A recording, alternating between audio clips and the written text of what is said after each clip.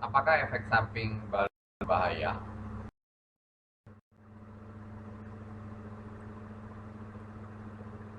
Dari 145 respons, apa saja yang mereka keluhkan? Jadi sebelum mereka ikut metode nano balu ini, mereka ada juga yang sudah perutnya sakit 9%, sebut aja sakit kepala sekitar 13 orang, ya sekitar 9% ya.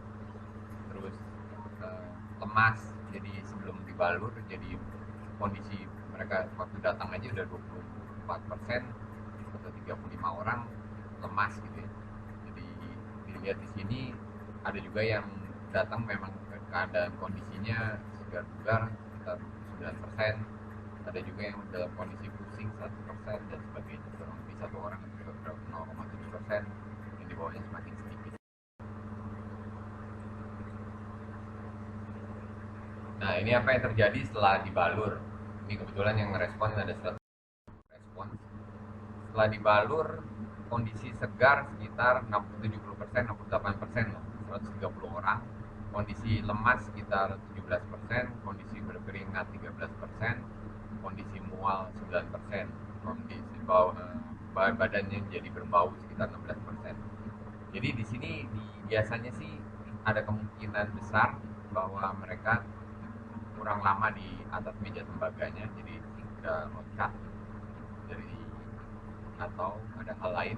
Kalau kalau misalnya kondisi lemas, malah biasanya ditanganinya dengan minum vitamin C atau balur PC atau olahraga atau berendam di air garam dan sebagainya. Jadi kondisi lemasnya itu lama-lama, atau tidur di ubin kalau memang lemasnya sampai di rumah gitu ya, kalau tidak punya meja tembaga.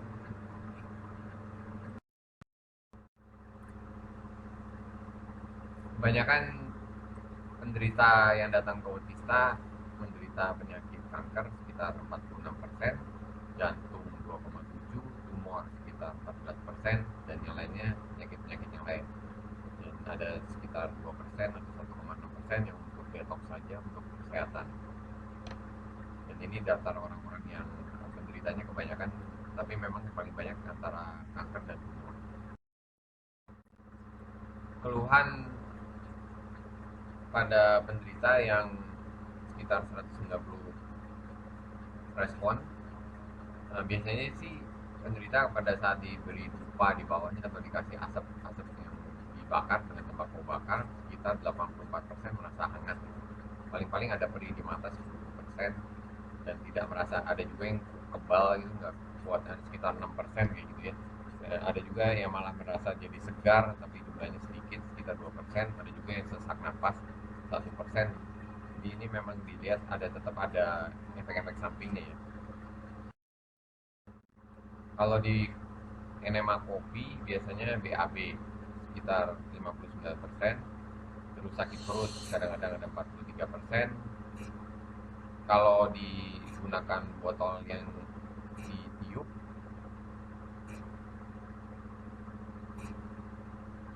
biasanya malah membuat agak sakit perut sekitar 45%.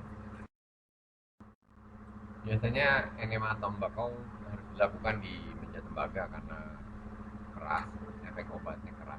Kadang-kadang orang badannya jadi, kadang-kadang tulang-tulangnya kayak mau copot dan sebagainya. Tapi ada juga di sini dua orang yang berani dan malah tambah sehat dan segar badannya. Saya pernah wawancara sekitar 2 tahun, 2018 sampai 2019, dan kebanyakan memang setelah beberapa saat dibalut beberapa kali itu ada membaik, juga sudah dilaporkan dalam satu video YouTube ini, dilakukan di Malang oleh Dr. Saraswati, itu juga mengalami kemajuan. Maka saya coba hanya lihat dalam suatu yang singkat, 2 Mei sampai 3 Juni 2021.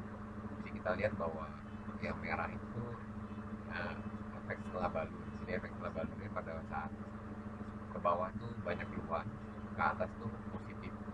Jadi pada saat dia datang, kalau biru itu yang keluhan sebelum balurnya kalau yang biru ke atas berarti nggak ada keluhan. Nah, kalau yang orange-nya ke atas itu berarti kondisinya udah membaik.